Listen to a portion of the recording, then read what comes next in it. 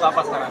Sekarang lagi sibuk untuk sama sih ngurusin komunitas, terutama yang nomor satu sih ngurus anak-anak karena Arka masuk kelas 1 SD, Cila masuk TK, Adsen siap-siap SMP. Jadi ya ngurusin mereka dan juga adaptasi masuk sekolah kan beda banget ya sama online nih. Jadi kayaknya aku ya saya sibuk ngurusin mereka sih pasti. Jadi gimana menjadi seorang single parent bagi anak-anak? Seperti apa untuk bisa menjadi tauladan bagi mereka, bagi anak-anak? Ya itu kan maksudnya itu bukan hal yang baru ya. Jadi karena memang sudah beberapa tahun, jadi kayak udah ngejalanin udah biasa aja sih, udah normal-normal aja. Dan memang anak-anak juga kayaknya sudah terbiasa gitu.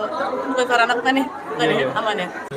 Maksudnya ya buat aku sih semuanya baik-baik aja. Anak-anak pasti mengerti karena memang hubungan aku juga sama semua keluarga kan baik-baik gitu kan. Dan memang semua jadi saudara sih, jadi kayak baik-baik aja.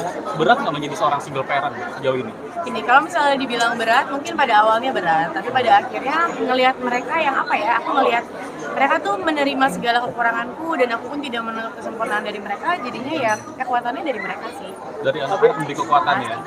Anak-anak Tapi kadang-kadang untuk menjelaskan ke anak, kalau sekarang menjadi seorang single parent, seperti apa? Anak-anak sudah mengerti apa gimana? Mereka sih sebenarnya pasti melihat dan mengerti, terutama kalau kayak Arsen, kayak Arka gitu kan mereka juga lebih mengerti, tapi memang karena nggak ada yang berubah, membuat aku tidak pernah menanamkan kebencian sama siapapun ke mereka, jadi tetap tauladannya ya ayahnya mereka tuh tauladan, tetap selalu, jadi misalnya kayak Arsen kalau apa, abang, ayah tuh soleh, ayah tuh baik gitu, jadi supaya juga memang dia tidak punya sudut pandang tertentu kepada ayahnya. Itu sih sebenarnya yang ditanamin, karena menurutku kalau seorang ibu menanamkan kebencian tentang ayahnya, pasti itu akan kebentuk juga sama anaknya. Tapi itu yang nggak pernah aku tanamin. Ada batasan nggak untuk anak-anak bertemu dengan? Kalau batasan kan gini, mereka tuh kan sekolah, jadi ya sudah pasti mereka boleh bertemu ya. Sebenarnya kalau mau main main aja ya, tapi memang karena sekolah, jadi kalau untuk rulesnya memang weekend sih main pastinya gitu. Tapi kadang-kadang ini juga sih menyesali takdir nggak menjadi seorang Enggak. kan 2 kali gagal ya dalam membina rumah tangga. Jadi ya, kalau buat aku sendiri tuh sebenarnya kalau untuk menyesal pasti enggak, karena ada anak-anak yang tidak bisa memilih dilahirkan dari siapa gitu ya. Jadi dan mereka itu buat aku apa ya? Aku percaya pasti Allah kasih kekuatan dari setiap cerita setiap orang beda-beda gitu. Jadi kayak apa yang terjadi sama aku, apa yang dialami sama anak-anak, mereka tuh kuat kok sama kayak aku. Jadi aku cuma selalu menanamkan ke mereka bahwa ya hidup tuh emang nggak sempurna gitu. Mungkin apa yang mereka lihat seperti apa, tapi yang dilihat di luarnya baik-baik pun kita nggak tahu di dalamnya kayak apa. Jadi aku lebih mengajarkan mereka untuk selalu bersyukur dan ada Allah.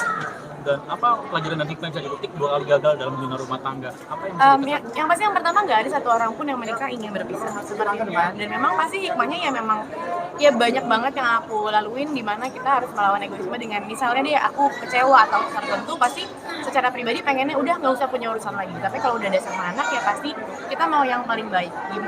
Yang berat awalnya adalah gimana sih untuk bisa mengalahkan ego kita berdua masing-masing gitu ya, untuk tetap membuat cinta itu tuh buat anak-anak.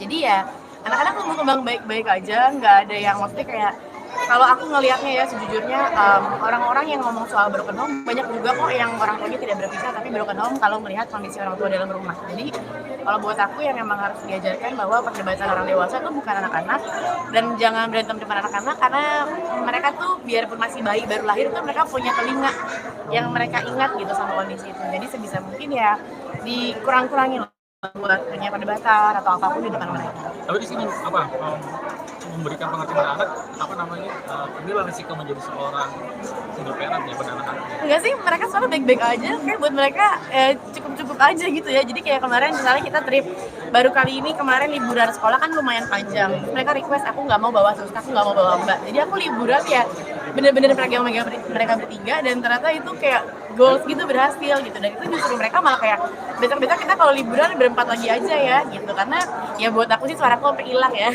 karena lumayan juga tuh kan pasti banyak jadi ngobrol sama mereka. Tapi aku ngeliat mereka tuh ternyata happy banget, karena memang menurutku yang anak-anak butuhin tuh bukan cuma mainan yang dikasih sama mereka, tapi waktu yang bisa kita kasih buat mereka.